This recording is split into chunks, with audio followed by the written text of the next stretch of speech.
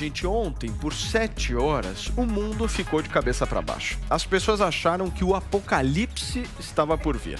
De repente, a existência perdeu completamente o sentido. Sim, meus amigos, por 7 horas, nós ficamos sem o WhatsApp, o Facebook e o Instagram. E para falar sobre o impacto dessa pane geral que deixou todos nós completamente desorientados, já está aqui conosco ele, o nosso Mark Zuckerberg da Jovem Pan. Carlos Aros Arins. A vinheta é melhor sem o Mark Zuckerberg. Eu prefiro não ter esse título hoje. Não tá...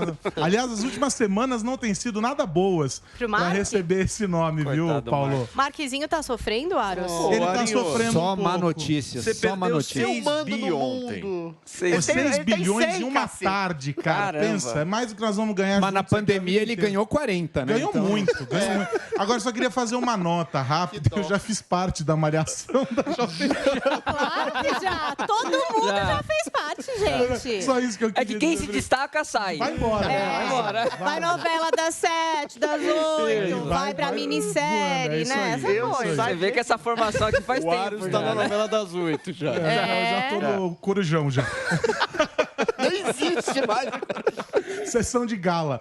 Olha só, parou tudo ontem, Paulo, porque é o seguinte, o Facebook divulgou uma nota no final do dia e apesar de todas as conspirações, as teorias todas que estão rolando, o argumento deles está baseado em uma justificativa técnica, ou na falta de técnica daqueles que estavam fazendo os ajustes, essa manutenção, essa mudança de configuração, como eles colocam na nota, nos servidores da empresa. Eu vou tentar explicar resumidamente, se vocês não entenderem, vocês me interrompam, e aí eu tento mudar a metáfora para ajudar na compreensão. O que aconteceu? Foi uma mudança na infraestrutura de rede. E como é que funciona isso? A internet ela é baseada em protocolos. Então, quando a gente digita o endereço de um site, ele é convertido automaticamente num desses protocolos, que é o nosso IP, que vai buscar lá no servidor aquela página que a gente está procurando. Todo endereço de internet está baseado em um código de IP, mais ou menos como se fosse o CPF, a identidade das páginas, dos serviços na internet.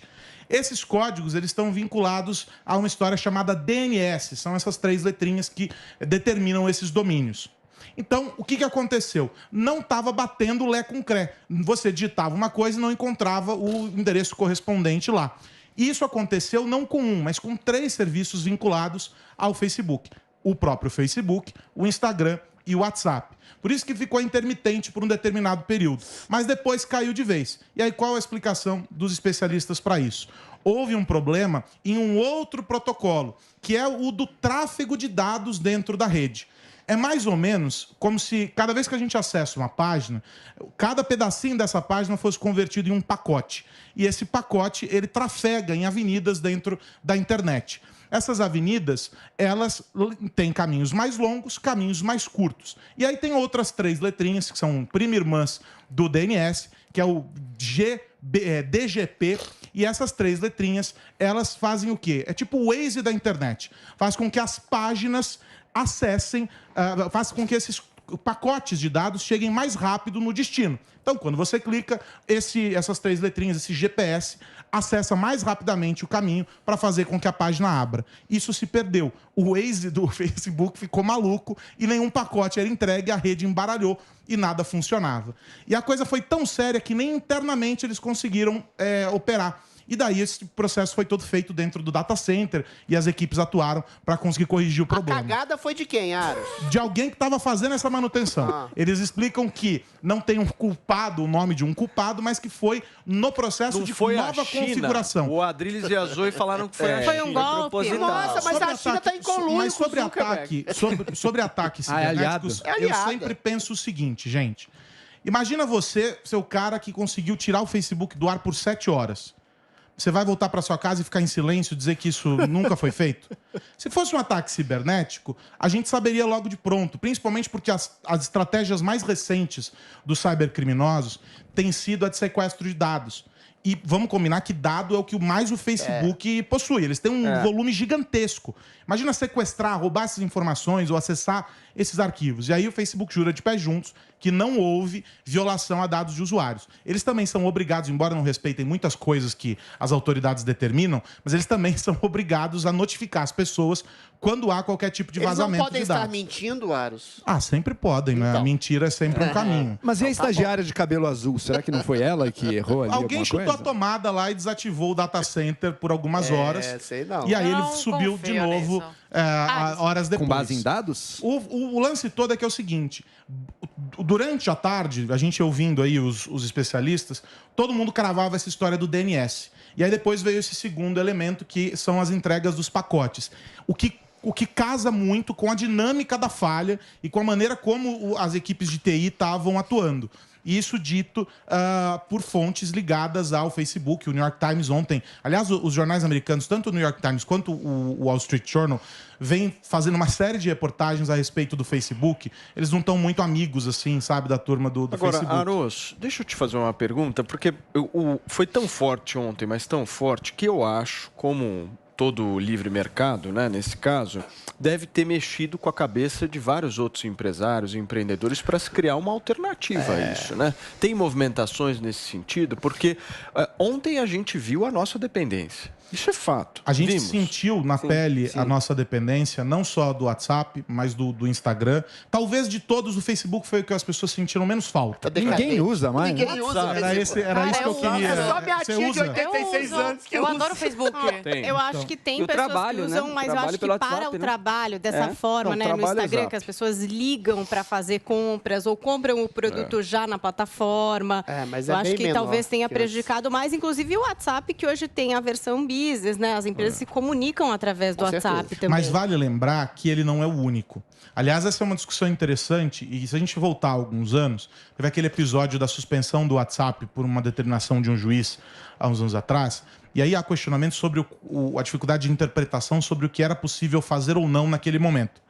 Mas se a gente atualiza essa discussão e coloca em contexto, lá atrás discutiam o seguinte: olha, a justiça não pode determinar a suspensão de um serviço que é essencial. Mas ele não é essencial. Essencial é a internet, sobre a qual ele opera. O WhatsApp, ele é uma alternativa, assim como outras existem. O Telegram, o Signal, o próprio Messenger, que é do Facebook. Puxa, dá pra gente ficar aqui citando vários aplicativos que ocupam o mesmo papel. Ontem, quem não conseguiu mandar mensagens pelo WhatsApp usou o SMS. As pessoas deram um passo atrás e voltaram a usar uma ferramenta que já estava disponível. E-mail. Os serviços de e-mail todos dispõem de chat. Então, as empresas continuaram trabalhando por lá. Ou seja, ele não é essencial.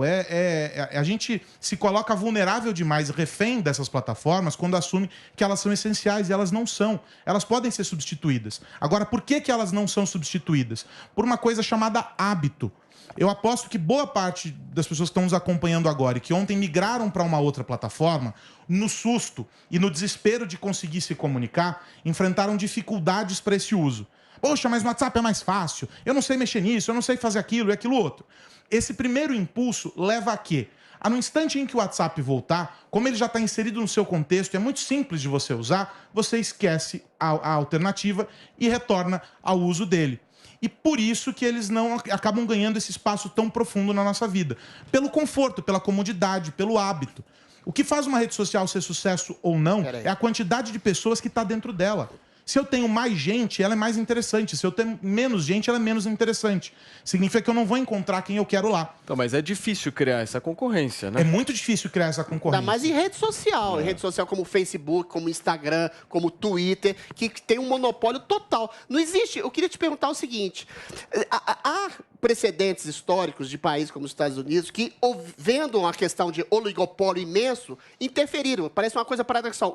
O Estado interferir num oligopólio para dar mais vazão a que outras empresas surgissem. Por exemplo, o Google tentou, de todas as formas, impedir que o Parler ascendesse. E conseguiu, de alguma forma. Pode ser que o Estado possa fazer alguma coisa assim para dar maior possibilidade, margem, a maior competição a que outras empresas surjam? Eu vou dar um exemplo usando o Google, mas fugindo do embate e do viés ideológico que está por trás do Parler, tá?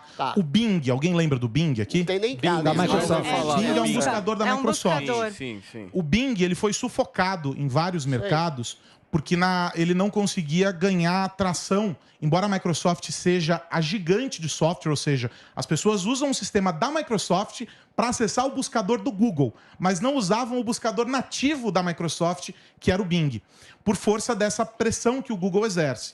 Mas havia uma segunda disputa por trás disso. O Google tem uma ferramenta chamada Google Shopping. Quando você digita um produto, ele mostra para você aquelas opções de compra que estão ali dispostas.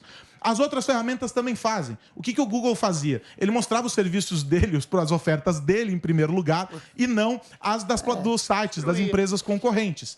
Isso é uma manipulação e as autoridades investiram contra ela.